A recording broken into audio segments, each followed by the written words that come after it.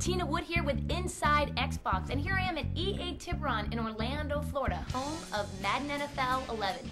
I'm going to sit down with Anthony Stevenson and Phil Frazier to get you all the scoop behind it. So come on, let's go chat some football.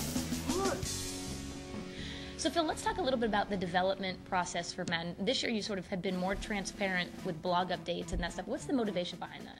You know, the motivation is actually pretty simple. We want to get a lot of feedback from our fans, and over the years, we've seen kind of the highs and lows of Madden. We've had years where Madden comes out to great critical success, high Metacritic rating.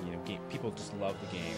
A couple years where the feedback was a little more harsh, and I think we realize on the development team that our fans are very passionate. They're going to help us out if we give them the opportunity to do so.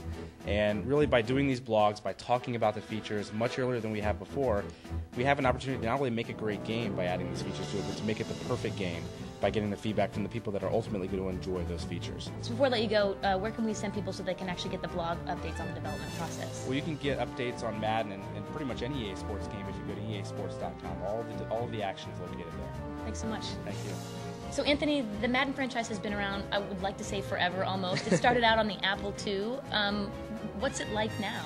Yeah, well, it's been 22 years, so I think we've been really fortunate. The kind of rise of two parallel tides. So you've got the NFL sort of supplanting baseball as the national pastime, and then obviously video games bringing in a whole new casual audience with Xbox Live Arcade and Xbox 360. So I just think that fans really want an authentic experience, and they love the NFL, and Madden can kind of deliver that. And I think online play, really, the advent of online play took it to a whole new level this year, and last year when we had the co-op play, that takes it to a whole new level. So we're excited, and as the technology grows, the game grows, and I think that's why people get excited even after 22 years. All right, so now that John Madden is retired, how much of an influence does he have still over the game? It's actually funny. He's got more influence now than he did when he was actually in the booth. So it's a blessing and a curse. It's a blessing because we love his time, but it's a curse because he's so tied into the authenticity of the game that he really pushes us to kind of make sure that we implement that in every year with all the features we bring. So let's talk about the cover athlete. You guys did something different in choosing the cover athlete this year. How did that work?